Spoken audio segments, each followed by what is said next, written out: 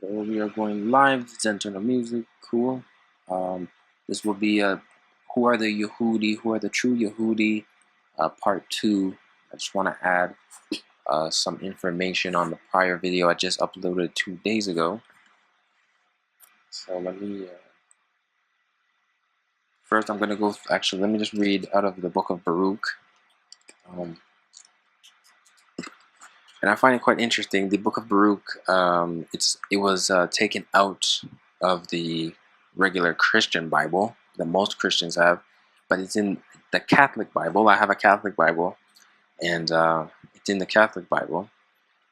And I find that interesting that that's a missing book, because when I read the first 2 chapters, it made it quite clear who this nation was that was scattered or taken away and, basically lost. So let me just read a couple verses out of the book. So the book of Baruch, this will be chapter 1. We can start at, I guess it's verse 15, chapter 1, verse 15. Saving justice is the Lord's. We have only the look of shame we bear, as is the case today for the people of Judah and the inhabitants of Jerusalem, for our kings and princes, our priests, our prophets, and for our ancestors, because we have sinned before the Lord, have disobeyed him, and have not listened to the voice of the Lord our Elohim, our power, telling us to follow the commandments which the Lord had ordained for us. From the day when the Lord brought our ancestors out of Egypt until today, we have been disobedient to the Lord our Elohim. We have been disloyal, refusing to listen to his voice. And we are not free even today, as the disasters and the curse which the Lord pronounced through his servant Moses the day he brought our ancestors out of Egypt to give us a land flowing with milk and honey. We have not listened to the voice of the Lord our God, Elohim, in all the words of those prophets he sent us, but each following the dictates of our evil heart. We have taken to serving alien gods and doing what is displeasing to the Lord our Elohim. So we go, that's the end of chapter 1. We go to chapter 2. I'll just start at verse 2, chapter 2. What he did to Jerusalem has never been paralleled under the wide heavens, in conformity with what was written in the law of Moses. We were each reduced to eating the flesh of our own sons and daughters. And that's even also in the book of Maccabees, I believe. Speaking, I know it's a different time because Baruch is in the Babylonian captivity. The Maccabees would have been more around after Christ, after the Messiah resurrected. But that's a curse nonetheless. It's cannibalism. That's a curse because of not trusting in the Lord Elohim. Furthermore, he has handed them over into the power of all the kingdoms that surround us, and to be the contempt and execration of all neighboring peoples among whom the Lord scattered them. Instead of being masters, they found themselves enslaved, because we have sinned against the Lord our Elohim by not listening to his voice. Saving justice is the Lord's. We and our ancestors have only the look of shame we bear today.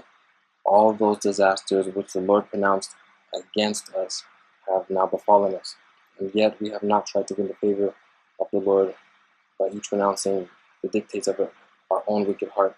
So the Lord has been alerted of our misdeeds and brought disaster upon us.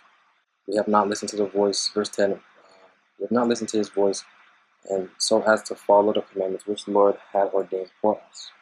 Well, I'm probably going to do another study on this book and actually maybe read this book in its entirety. But things that I just want to put out quickly that came to me today. Yeah, exactly. Okay, so tying into who is the true nation. So basically, what came to me as I was reading these couple chapters was that, again, every nation in the world, they all have their homeland. They all have a nation where they've been there for thousands of years, right? The Chinese have been there for thousands of years. The Russians have had their land for thousands of years, right? Most African places, Egyptians, I don't have to say none, thousands of years. But actually the Egyptians, the original Egyptians actually don't even exist because they were dark skinned. Now you got Arabs, you know, Arabic Muslim people living in the in Egypt these days. But most nations, like in Europe and everything, they again have been living there for thousands of years. Mexicans have Mexico, right? The Native Americans, the North, you know, this whole Western Hemisphere basically, or you know, is the natives' original land. They had this was their land, right? But there's one people that don't have a land, and that's the people that we call black people, or the world mocks and calls the N-word, Negro, or not Negro, niggers, and you know, excuse my French, but it's just the truth. This is actually written in the book of I forget which book it is, but it says that they shall become a proverb and an astonishment among the nations, to where he puts us. So everybody in the world calls these people that N-word, and whatever the tongue they speak, they all say the same thing. But these people are this N-word. So that's one clue. Another clue, again, the black people have no land. So why is that? Because they were banished because of their forefathers' sins that did not, I just read in Baruch, did not listen to the voice of the Lord, their Elohim, the Elohim of Israel, right? So it's like, for people that disagree and say, because even the other, again, white-skinned Jewish people, they from the Khazarian Empire, they have their own land. But again, blacks, that we call blacks, or African Americans, or whatever people want to, you know, use these terms these days, they don't have a land at all. No matter where they are, if they're living in China, if they're living in Africa, or if they're living in America or the islands or whatever, they have no land. And that's because they are the children of the Most High.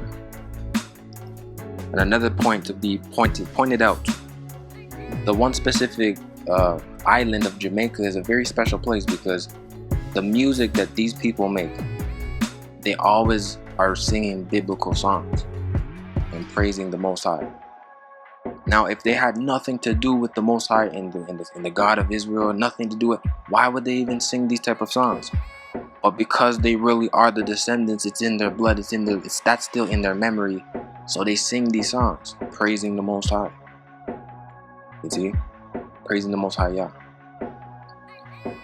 So we know who the children are. We're coming at the end of the prophecy of Genesis, the 400 years. That's almost up. And that's why a lot of people are having to wake up. And you have to wake up to the sun, or be destroyed. Because if you fall with systems of Babylon and all these things, you're going to be destroyed. And I said that in a couple of videos. It's the truth, though. If you follow along Babylon and all this computer stuff, the Facebooks and the social, fall into the social medias and just you fall with the masses and you follow what these people do, you're going to be destroyed. You're going to be done away with. Because everything that they do, there's no merit in it. It's just for a moment. Where's the merit? Where's the truth? The 10 Commandments really gets in people's butts, you know? If man could have it, he would do all type of things and still wish to get to paradise.